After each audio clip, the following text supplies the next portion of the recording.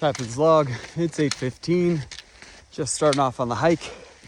I hope the rest of the hike goes well, but if it doesn't, I'm already feeling pretty grateful because the sunrise this morning was just wild. Just so beautiful. So there you go. Good times already. Let's see what happens. You got Long's Peak, some fall colors in the valley below. And look at this. You can see Trail Ridge Road, which is closed now at Rainbow Curve, but look at that. Just a little bit of aspens got some of their leaves left. Ain't that nice? The not so roaring river, although it's more than I expected. Some interesting history behind this river. You notice those big gouge marks along the slopes. I'm gonna butcher this, but I'll update it when I post this. Back in like the 80s, Lawn Lake, where I'm headed, I believe was a natural lake. Then it was dammed, and then in the 80s, the dam failed and sent a massive torrent of water down the raging river, which caused that crazy flooding. It then spanned out into this meadow and created something known as the Alluvial Fan. And I believe the floodwaters even reached as far as Estes Park. So pretty crazy. Little historia for you.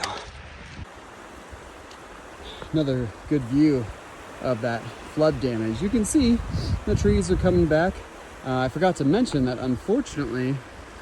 there's Long's Peak, but unfortunately a few campers did lose their lives in that flood. So that is awful as well. What the hell can you do? I guess the universe has your number at that point. Not too far in at all, we come to the junction for Ypsilon Lake. Ypsilon? Whatever. We're gonna keep going to the right. Oh, just some absolutely lovely switchbacks right now. A lot of people hate switchbacks.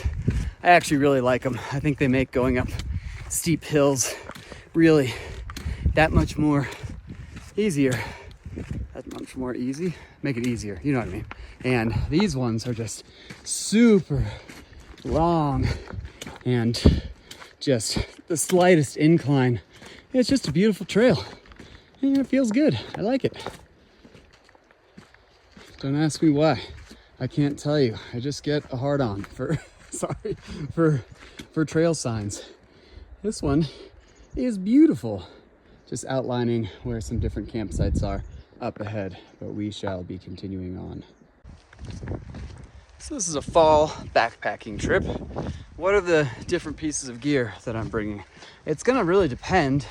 Fall and spring, it will still really depend on the true temperatures and snow conditions. So for this particular trip, there's only going to be snow really up high once I get above camp. There's a couple areas above camp I want to hike to where there will be snow. So for that part alone, I did bring some gaiters and micro spikes. If I was going camping and it was going to be cold, but there was going to be no snow whatsoever, then obviously I don't really need to worry about extra traction and whatnot. Now I am unfortunately a very cold sleeper. It's just the nature of the beast. So in addition to my Katabatic Sawatch quilt, which is a 15-degree bag that I had them put some extra ounces of down in. Now some of it has fallen out over the years. Haven't been the best about patching it, but anywho, it's a 15-degree bag. They're a cottage brand, so that really should be the true comfort rating. A lot of these other brands like Marmot and Sea to Summit and Big Agnes, I mean, they're all great brands, but you got to pay close attention to the ratings of the bag, as if it's advertised as a 20-degree bag, that might not actually be the comfort rating. That might actually be like the lower limit rating or the survival rating, which means if it gets down to 20 degrees, you're not gonna die, but you're absolutely gonna be fucking cold, and that sucks. So back to the Sawatch, I don't even know how you say it. 15 degrees. If I took that out by itself and it got down 15 degrees, I would be cold without a ton of layers, and I don't like sleeping in a ton of layers. I wear these mid-weight Capilene pajamas, top and bottom, by Patagonia, and I really like those. So what I do now is I bring that quilt, I bring a very warm sleeping pad. That is absolutely such a critical part of your sleep system. So I have the Thermarest Neo Air X-Therm NXT or some shit, and it's got a very high R value. And I also pair that with that little orange accordion style closed foam pad. That's the Nemo Switchback. So I pair those two together. The R values are somewhat accumulative, so increases the warmth there. And then what I started doing, in addition to that, I've got an additional top quilt, a synthetic quilt. It's a tip I stole from Justin Outdoors, so thank you, Justin. It is a 40-degree quilt, very, very lightweight.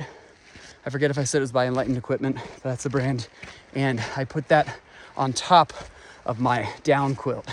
And that obviously helps me stay warmer, but because the top quilt is synthetic, it also helps draw the moisture away from my down quilt, which down does not like water at all.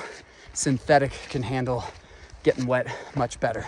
So it's kind of a moisture management in addition to helping protect me from the elements. Yeah, so we touched on the sleep system a bit. For this hike too, I brought a beefier tent. I've got the Nemo Kunai 2-person tent. Most of these companies, they market it as 2-person. Yeah, fucking right. You gotta be like teeny tiny people. It is a 1-person tent with the ability to put your gear in next to you, which I really like. I brought that tent because it is very burly. It has, I'll show you later, it's got this pole structure that has this bended like brow pole that goes along the front that just boom, really gives it some oomph. And then what I also like about it is it's a little bit warmer than your standard 3-season tent because the sidewalls are not completely open. They can be completely open, but you can actually zip them up fully to really block out the wind. I always leave them a little bit cracked towards the top for extra ventilation, but it is really nice. You can actually feel the difference. The inside of the tent will be a little bit warmer than your standard 3-season tent, which obviously the sides, the netting just keeps you way open to all the breezes. Just broke 10,000 feet, and look over here. You can see Trail Ridge Road.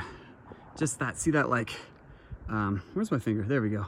Right there, just like that kind of like diagonal line cut across this the terrain there. That's Trail Ridge Road. It is closed now for the season. Won't open again until typically around Memorial Day, I want to say, but it completely depends on the weather. Anyway, that is really cool. Well, hey y'all, this is going to be my first YouTube video. I want to start a channel around backpacking, the outdoors, but also touch on things like mental health, physical wellness, and fitness, and really span anything that might help people either one, live happier lives. I guess that's probably a little too presumptuous and too grand, but we've all had unique experiences. I think we can learn from one another. Maybe there's some things I can impart on you if you're younger or even older, and vice versa. So I don't want it to be just another backpacking or outdoors channel on YouTube, because there's already a bajillion of those, but who knows? It's gonna be a project of love. My hope is that I can stay at it, you know, on a consistent basis, work up to once a week, maybe even twice a week every now and then, and maybe after 10 years or so, it could be something incredible or something very fun. Anyway, so welcome, and yeah, give me a like and give me a subscribe, even though I've demonstrated absolutely no value for you thus far.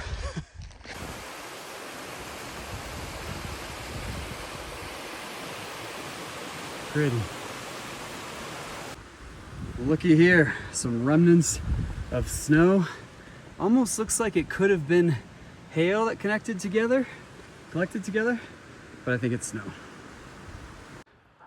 This is awesome. I've climbed up over 10,500 feet now, and I'm starting to just get some views of the mountains around the basin that I'm going up to. So getting pretty excited, and honestly, the temperature has been fantastic.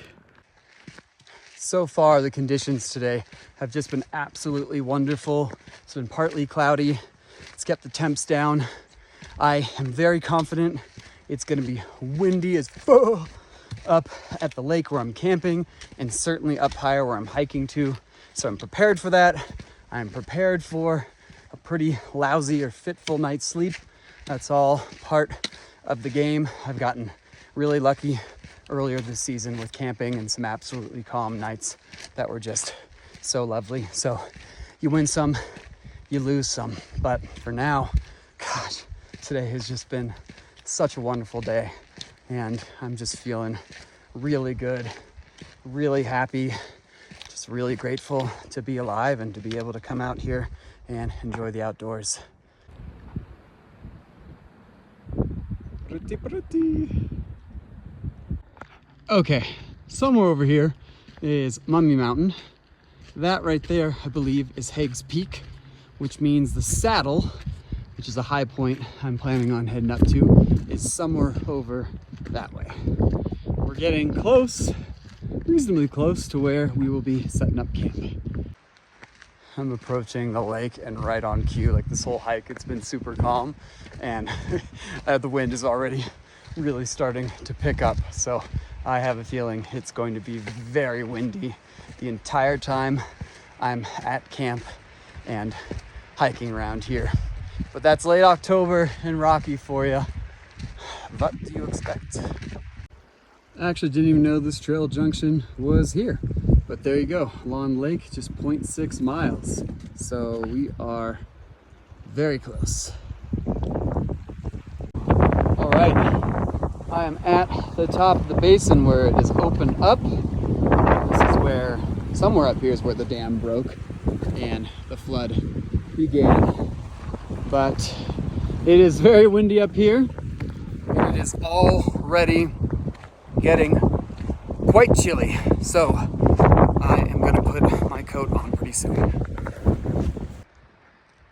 Apologies again for the crappy audio with the wind. That will be one of the first things I improve once I get more experienced documenting these things. But getting really close to the lake. I'm actually proud of myself. It's 11 o'clock. I started hiking, a bit after 8:15, and I stopped quite a bit to take pictures and some of these silly videos, and so I did about 6.5 miles, maybe a little bit more than 6.5 miles in less than 3 hours with a pack that is close to 40 pounds. So hot dog, that's great. But now the mission of business, what the fuck? Order of business. I need to find a campsite. You've got the patrol cabin right there. It's really not manned most of the time of the year. And then here we go. The start of Lawn Lake. Looking gorgeous, but angry. You can see there's whitecaps on it.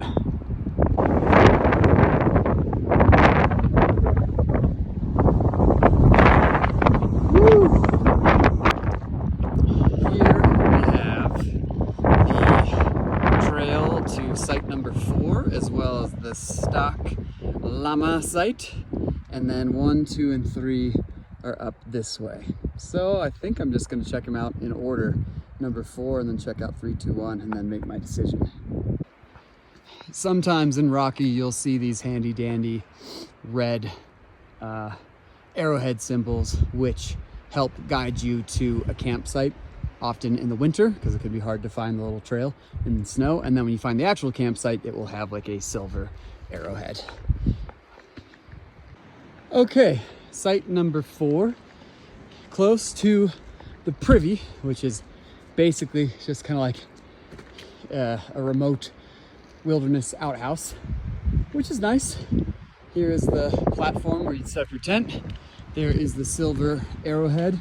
So typically they want you to camp as close to that as possible. What I don't like is the tree coverage is not that great. This is going to be a pretty windy spot. And what I don't love are the dead trees right there and the dead trees right there. Now the wind, again, is most likely to come from the west. So those probably aren't the worst threat. And if I put my tent right here, I'd probably be protected by these healthy trees if those came down. These ones right here, one of them has a lean towards me that I don't love. So I could, to counter that, I just tripped over that stump. To counter that, I could try to put the tent closer to here. But overall, I'm gonna say probably not my first choice. Here we have site number 3. It is maybe even closer to the bathroom. We'll see. I don't know if I really actually want to be that close to the bathroom. Not expecting a lot of people up here, but what I like about this one, a little bit more shelter from the wind. Not much, but the trees around here, all of the dead ones seem to be behind healthy ones, and they're not close to this spot, and none of them look like they would be in danger of falling on me. So number 3 so far is a big step up over number 4.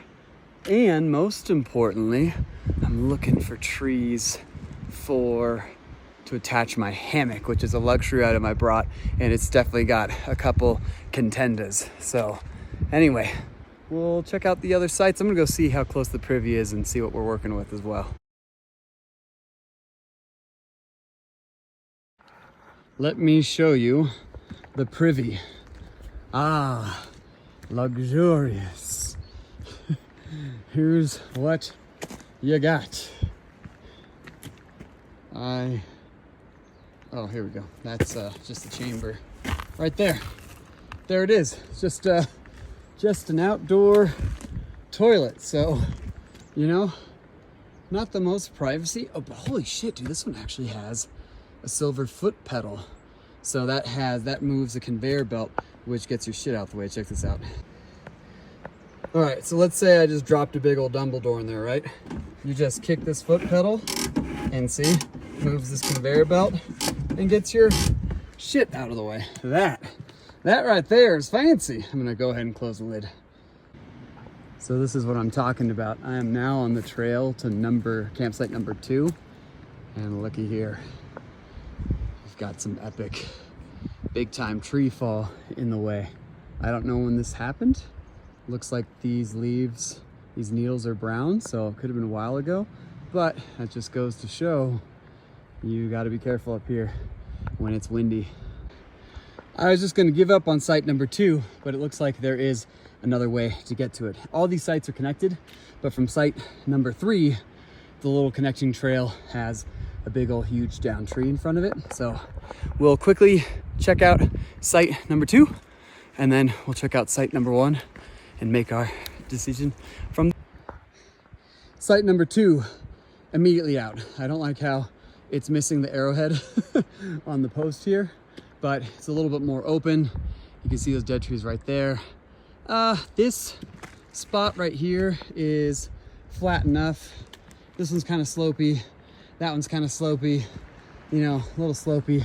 If you're being real picky, I'm a pain in the ass about this. I really like to have a nice flat spot. So number 2 is Dunzo.